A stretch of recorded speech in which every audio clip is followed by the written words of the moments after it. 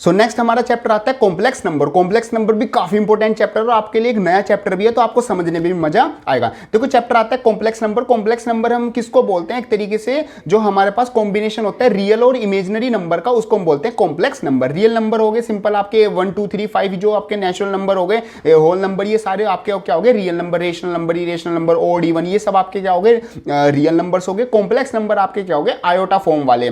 Iota form वाले को हम बोलते हैं इमेजिनरी नंबर। तो उन दोनों के रिलेशन, इन दोनों के कॉम्बिनेशन को हम बोलते हैं कॉम्प्लेक्स नंबर। जैसे जिसको हम लिखते हैं जेड, जेड से डिनोट करते हैं तो Z is equal to A plus का आयोटा बी के इक्वल आता है, जिसमें जो ए बी है वो एक तरीके से हमारे रियल नंबर है और जिसके साथ आयोटा लग जाता है वो क्या बन जाता है, वो हमारे पास एक आयोटा, क्या आयोटा हमारी इमेजिनरी नंबर है और इसके साथ ये लग गया तो पूरा नंबर हो गया हमारा कॉम्प्लेक्स नंबर। इमेजिनरी नंबर की बात करें तो सिंपल वो हो गए जिनके हमारे क्या स्क्वायर रूट नेगेटिव आ जाते हैं, उनको बोलते हैं हम अपना इमेजिनरी नंबर। जैसे एग्जांपल के लिए अंडर रूट -3, तो कुछ भी हमारे पास इसका स्क्वायर रूट नहीं होगा क्योंकि अगर दो नंबर को मल्टीप्लाई करेंगे तो वो तो पॉजिटिव आएगा ना, तो ये -3 कभी आ ही नहीं सकता। तो इस टाइप के नंबर को इमेजिनरी नंबर बोल सकते हैं। मीन्स ये जो रियल लाइफ में एक तरीके से हमारे लिए एग्जिस्ट नहीं कर रहे। तो जो -3 अंडर रूट -3 है तो उसको हम कैसे लिख सकते हैं, अंडर रूट 3 आयोटा लिख सकते हैं। मींस जो -1 की वैल्यू है वो हमने किसके इक्वल लिख दी, वो आयोटा के इक्वल लिख दी। इस तरीके से आ जाते हैं हमारे पास इमेजिनरी नंबर। बाकी बात करते हैं आयोटा की वैल्यू। तो जो आयोटा की वैल्यू होती है वो अंडर रूट -1 होती है और अगर इसका स्क्वायर कर दे, आयोटा स्क्वायर किसके इक्वल होता है -1 के इक्वल होता है। आयोटा क्यूब माइनस का आयोटा के इक्वल होता है और आयोटा की पावर 4 किसके इक्वल होता है, 1 के इक्वल होता है। यहां से पक्का क्वेश्चन आता है आपका बोर्ड्स बोल रहा हूं, बोर्ड्स में तो चलो आ ही जाएगा, मतलब इनडायरेक्टली यूज।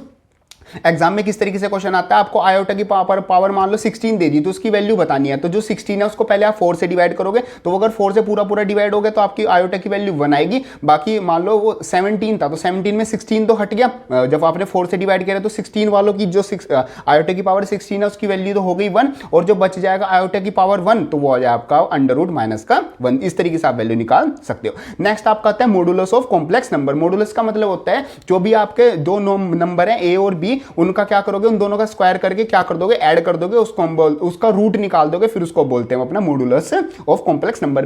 मतलब एक तरीके से उसकी पॉजिटिव वैल्यू या फिर एक तरीके से उसका मैग्नीट्यूड। आगे बात करते हैं कॉन्जुगेट ऑफ जेड। जेड का कॉन्जुगेट क्या होगा, जब आप प्लस का आयोटा किसमें चेंज कर दोगे, आप माइनस आयोटा में चेंज कर दोगे तो आपके पास वैल्यू आ जाएगी कॉन्जुगेट की। Means z equal to a plus का आयोटा बी, उसका जो कॉन्जुगेट होगा मींस z बार या फिर z डैश भी लिख देते हैं, वो किसके इक्वल होगा, a माइनस का आयोटा बी। आयोटा को माइनस आयोटा से क्या कर दो, रिप्लेस कर दो। नेक्स्ट आता है additive inverse of a plus का आयोटा बी। तो एडिटिव इनवर्स का मतलब क्या होता है, जितने भी साइन आपके जहां पर प्लस के थे ना वहां पर आप क्या कर दो, माइनस का कर दो। जैसे a प्लस का b था ना तो a माइनस का a प्लस आयोटा माइनस का b हमारा ये हो जाएगा। नेक्स्ट बात करते हैं ऑपरेशन ऑफ कॉम्प्लेक्स नंबर। तो जैसे नॉर्मल ऑपरेशन होता है एडिशन सब्ट्रैक्शन, उस तरीके से इसमें होता है। तो एडिशन में क्या होगा, जो रियल नंबर है वो रियल नंबर में प्लस माइनस होगा और जो इमेजिनरी है वो इमेजिनरी में होगा। जैसे 3 प्लस का 10 आयोटा में अगर मैं प्लस करूं 4 प्लस का 6 आयोटा, तो 3 प्लस 4 होगा 7 और 10 आयोटा प्लस का 6 आयोटा मेरा क्या हो जाएगा, 16 आयोटा के इक्वल हो जाएगा। ऐसी सेम सब्ट्रैक्शन होगा। मल्टीप्लिकेशन में क्या होता है, जैसे हम दो ब्रैकेट वाले नंबर को, जैसे नॉर्मल एक्सप्रेशन होती है, अलजेब्रिक फंक्शन होता है, उनको मल्टीप्लाई करते हैं, उस तरीके से हम इसको क्या करेंगे, मल्टीप्लाई करेंगे। डिवाइड में पहले हम क्या करते हैं, उनको रेशनलाइज करते हैं। रेशनलाइज करने का आपको मतलब पता ही है, उनको क्या करें, जो भी हमारा डिनोमिनेटर है उसको क्या करते हैं, साइन चेंज करके उससे मल्टीप्लाई कर दिया और फिर हमने क्या कर दिया, सोल्व करके। मीन्स एक तरह से रूट को नॉर्मल वैल्यू में कन्वर्ट करके हम क्या करेंगे, सोल्व कर देंगे। इस तरीके से हम डिवाइड करते हैं। नेक्स्ट हम बात करते हैं argument of complex number. Argument बहुत ज्यादा इंपॉर्टेंट है क्योंकि आपके पोलर फॉर्म में काम आएगा। आर्ग्यूमेंट का मतलब होता है जैसे आपके पास एक कॉम्प्लेक्स नंबर है z equal to a plus का आयोटा b, तो आर्ग्यूमेंट z किसके को लाएगा, tan inverse b upon a। अगर आप ये एंगल निकाल लेते हो तो इसी को हम बोलते हैं आर्ग्यूमेंट ऑफ कॉम्प्लेक्स नंबर। ठीक है, means tan inverse b upon a। अब यहां पर बात करते हैं polar form of complex number. Polar form का मतलब क्या होता है, जैसे आपके पास एक कॉम्प्लेक्स नंबर है z equal to a plus का आयोटा b, आप उसको क्या जो ट्रिग्नोमेट्रिक फंक्शन है उस फॉर्म में लिख सकते हो, जिसको हम बोलते हैं पोलर फॉर्म, जो कि किसके इक्वल होती है, r bracket cos theta plus का आयोटा sin थीटा के इक्वल होती है। जो इसमें r है, r का मतलब है हमारा मॉडुलस है z का, जो कि हमने स्टार्टिंग में देखा था, और थीटा किसके इक्वल है, आर्ग्यूमेंट z के इक्वल आता है। जो sin थीटा और cos थीटा है, जिसमें जो थीटा है वो आर्ग्यूमेंट z के इक्वल आ रहा है। आर्गुमेंट z किसके इक्वल है, tan inverse b upon a के इक्वल आता है। सोल्व कैसे करते हैं, पहले दोनों जो इक्वेशन है, जो कॉम्प्लेक्स फॉर्म है z equal to a plus का आयोटा b, और जो पोलर फॉर्म है r cos थीटा प्लस का आयोटा sin थीटा, उन दोनों को क्या कर देंगे, सामने सामने रख के दोनों को कंपेयर कर देंगे, रियल पार्ट को रियल से और कॉम्प्लेक्स पार्ट को कॉम्प्लेक्स से।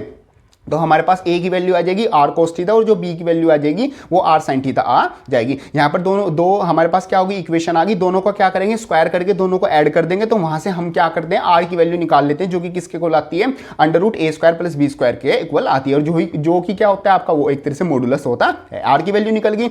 अब यहाँ पर थीटा की वैल्यू कैसे निकालोगे, जो आपकी दोनों इक्वेशन है 2 को 1 से डिवाइड कर दोगे तो आपके पास tan थीटा किसके इक्वल आ जाएगा, b/a, और यहाँ से आपका थीटा किसके इक्वल आ जाएगा, tan इनवर्स b/a के इक्वल आ जाएगा। ये सिंपल, आप यहां से थीटा भी निकल गया, आर भी निकल गया, और जो ये इक्वेशन है आपकी स्टार्टिंग वाली, इसमें अगर आप वैल्यू रख दोगे तो आपकी जो कॉम्प्लेक्स नंबर है वो आपका किस फॉर्म में आ जाएगा, वो आपका पोलर फॉर्म में आ जाएगा। एग्जामिनेशन में 4 से 5 मार्क्स का पक्का 100% ये वाला एक क्वेश्चन आता है कि आपको नॉर्मल कॉम्प्लेक्स नंबर दिया हुआ है, आपको उसको किस चीज में कन्वर्ट करना है, आपको उसको पोलर फॉर्म में कन्वर्ट करना है। नेक्स्ट एक चीज आती है मल्टीप्लिकेटिव इनवर्स।